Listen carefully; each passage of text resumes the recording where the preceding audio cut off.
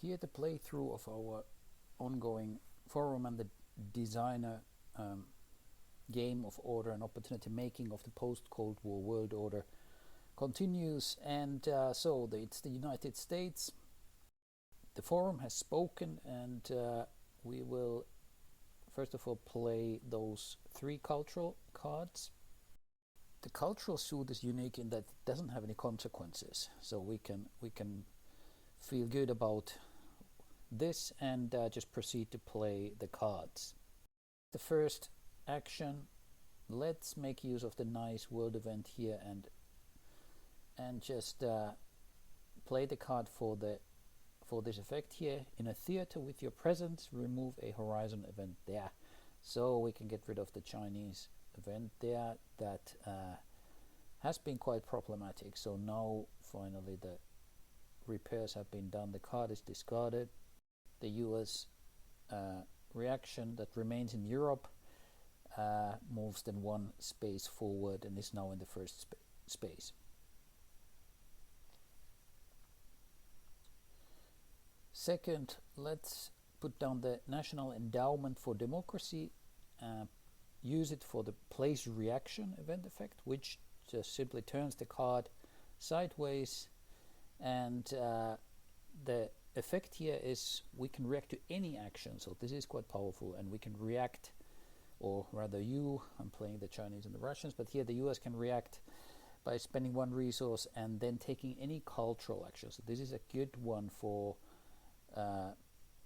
spreading democracy, keeping your world order contribution strong, so that's a good card to get down.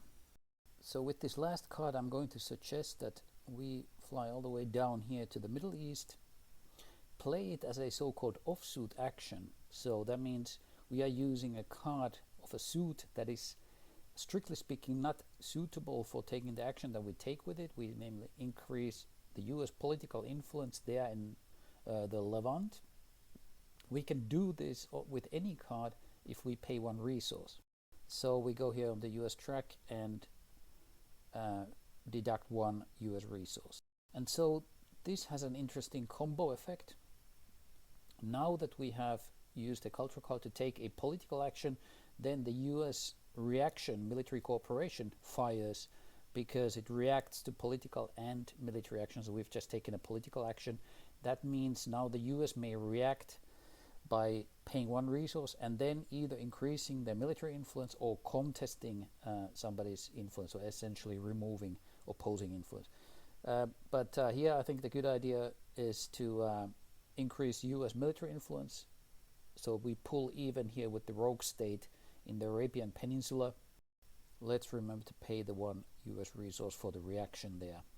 So that concludes the US turn, and I'm going to suggest that you pass, since there's only 1 card in the US hand and it's hardly worth it playing a command just with 1 card. So we move the US cylinder over there, and doing so also then activates the reaction ability that we've just played. So now the US is ready to react in the European Union. As the last power to play this turn is China, so we go here to the development segment. We draw a card from the development draw deck, and it's the War of Ideas check.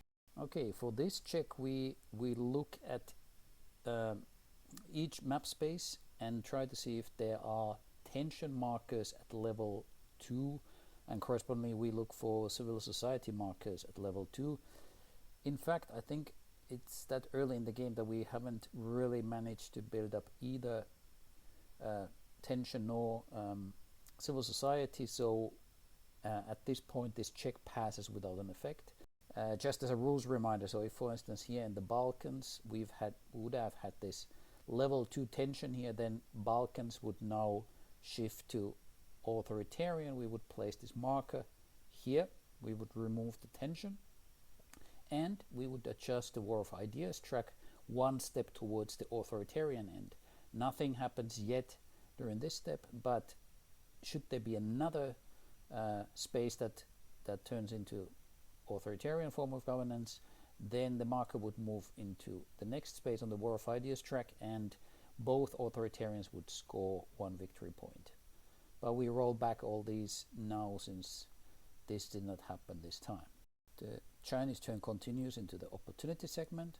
China is able to resolve this opportunity here in the European Union. So here on the opportunity you can see the triangular P shape depicted in the middle and the number 2 there. It means that with at least 2 levels of economic influence which China here has, they are able to resolve it. So China takes the marker, we fly here across the map onto the Chinese player mat, and immediately we have to remember to draw a replacement.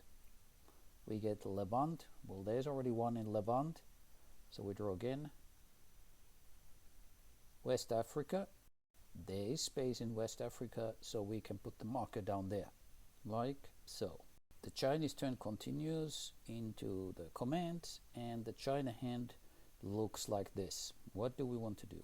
With China, I'm in a little bit of a difficult situation since my hand of cards is for this round not really suitable. I've got some cultural cards and I've got some military cards, and both are a little bit difficult to make optimal use of at this moment. So, but in these circumstances, I'm going to play the 2 military cards. The consequence for military cards is a decline in the world order contribution. We will use one of these cards here in the Asia Pacific. Try to pull back the US there a little bit, try to contest them. So this is the contest action. It adds tension in the region. It moves the Chinese world order contribution down by 1. We don't suffer the resource penalty here since the US and the EU are not upholding the standards, and so we discard the card. With the second card, I want to move into Europe, so we're taking an offsuit action here in the Balkans, bringing in a Chinese economic influence, so we need to pay 1 resource for an offsuit action.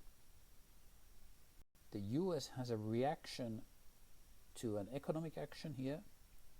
Freedom and prosperity, you can react by paying 1 resource and placing economic influence. What good can you do with economic influence? The US could join the Chinese here in the Balkans with economic influence, trying to get enough on board to solve the nativism and perhaps even get to pick up the opportunity here. So let's do that. The US pays 1 resource to react, and we place a US economic influence into the Balkans. And there's a chance to react with the support programs here as well, taking a cultural action, cost also 1 resource.